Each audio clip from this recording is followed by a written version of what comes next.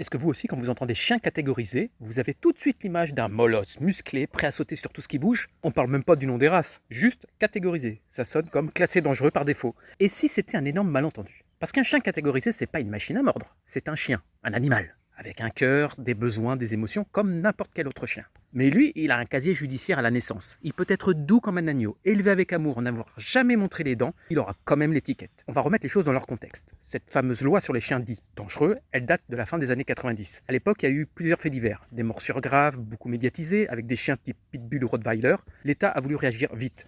Trop vite peut-être. Et plutôt que de s'attaquer aux maîtres irresponsables, on a attaqué les races. Enfin, les apparences de races. Résultat, aujourd'hui encore, tu as des chiens interdits de séjour dans certains lieux, muselés dans la rue avec des démarches administratives à rallonge, juste parce qu'ils ont une grosse tête. Imaginez si on faisait ça avec les humains. Oh monsieur, vous faites plus d'1m90, vous avez les épaules larges, vous êtes probablement dangereux. Permis de sortie obligatoire, déclaration à la mairie et muselière pour les transports en commun. Et le pire, c'est que ces chiens-là, souvent, sont bien mieux éduqués que beaucoup d'autres, parce que leurs maîtres savent qu'ils n'ont pas droit à l'erreur. Ils anticipent, ils musellent, ils sociabilisent, ils déclarent. Pendant ce temps-là, t'as des chiens jamais tenus en laisse, jamais éduqués, qui agressent tout ce qui bouge. Et s'ils font 3 kilos, alors là, on rigole. C'est mignon. Mais un chien mal éduqué reste un danger, quelle que soit sa race. Un labrador peut être agressif, un husky peut être ingérable, un chihuahua peut mordre, et un staff peut être une crème, un rottweiler une peluche. Un chien catégorisé, quelque part, c'est un modèle d'équilibre. Le vrai problème, c'est pas le chien, c'est l'idée qu'on s'en fait. Et ce qu'on en fait. Un chien ne naît pas dangereux, il naît chien. Et c'est l'humain qui fait le reste, pour le meilleur ou pour le pire.